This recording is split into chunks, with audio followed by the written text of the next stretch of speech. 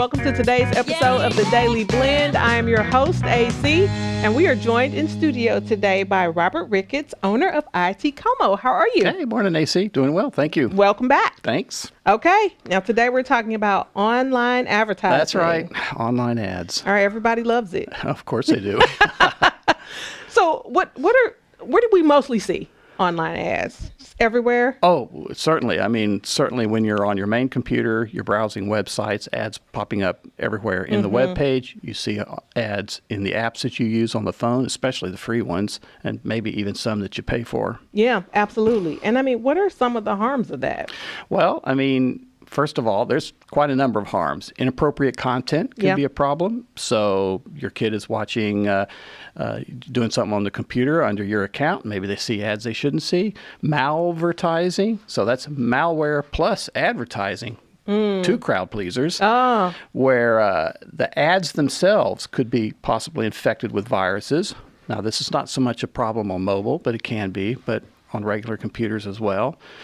Consumption of resources. So these ads have to download. They're rendered in your computer, on your phone, using up data, showing you video, using up your battery a little bit. Of course, user tracking and data harvesting, those ads following you around the internet. And then there's just too many of them now. I agree. Right? Agree wholeheartedly. There's too many of them.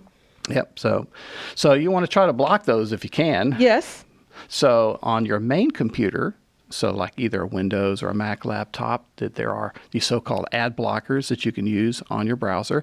I mean, that seems obvious to maybe a lot of people watching the show, but only about 1/3 of us are using any kind of ad blocker on our computer. Okay. So 2/3 of folks using computers are being exposed to all this advertising that they don't need or want and don't really know that there's a way to get rid of that. How do we get rid of it? So on the Windows computer, I would recommend, first of all, using the Firefox web browser, which is more ad repellent, and I have an article on my website that discusses that. But we want to use an ad blocker like uBlock Origin or AdBlock Pro. These are things that can tell when ads are appearing and then just clamp them and make a kind of a black spot on the screen in the place of the ad, or just get rid of that spot altogether. Okay. And the same thing with your phone. Little more difficult because of the closed nature of iPhone and Android phones, but you can use a privacy-based browser like DuckDuckGo, for example. Okay. I didn't even know that was a thing. Yep. Okay. Okay. But are you still so when you're using something like DuckDuckGo on your iPhone or your mobile device, is it blocking all the ads? Are you still being tracked? Or some ads might slip through, but it does block a good number of ads. And DuckDuckGo, their primary value proposition is the privacy. So they promise that they don't track you. Okay. They reject some of the website's abilities to profile your phone to try to reduce the likelihood of you being trackable. Okay.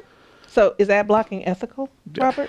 Well, I mean, I don't remember who it was. A president of the CBS back in the 70s, I think, said that if you're going to the bathroom while our commercials are on, you're stealing from us.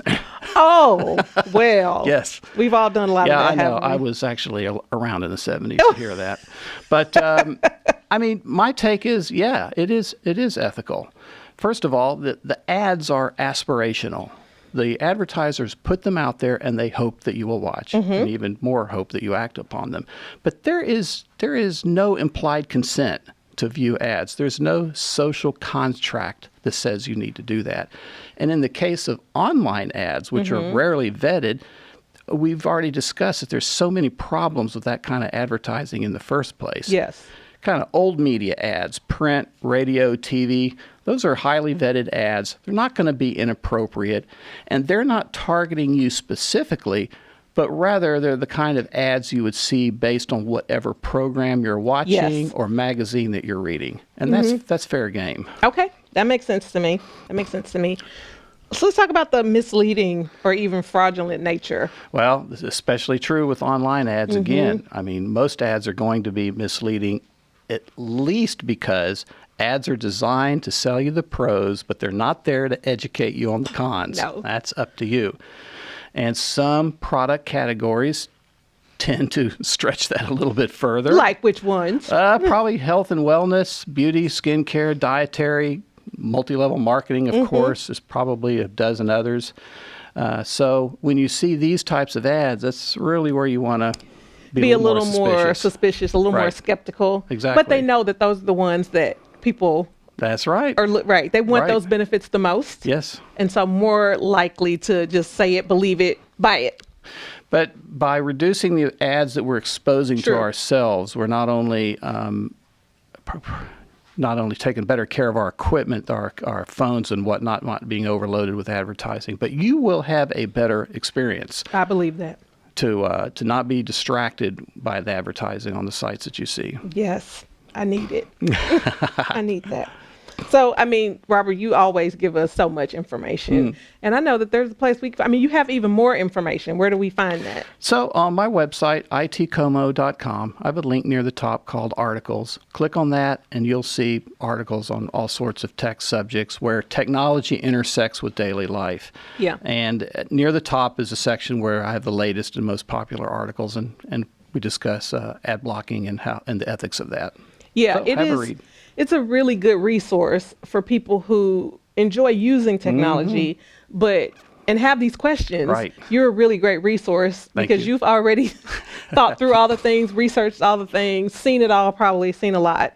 Well, of the things. world, with AI and all these other things, it's just more and more technologically complicated. It's certainly the province of younger people today that were the so-called digital natives. They Yeah. were born with this. They have a much better understanding how it works. But yeah, when folks start kind of, getting to be my age, Well, listen. probably a little less so. And that's very true. And it's very true. But those articles are easy to understand. Right. They're easy to read. They're quick reads sometimes. And you can gain a little bit of knowledge. And Sure. then you feel a little bit better about what you're doing on your devices, on your laptops. I'm not going to geek out on you. No, you do not. And we appreciate that, Robert, that you give it to us in plain speak. Thank you. Where we can all understand it. So thank you so much for that. We look forward to seeing you next month. I'm sure you'll have another interesting topic for us.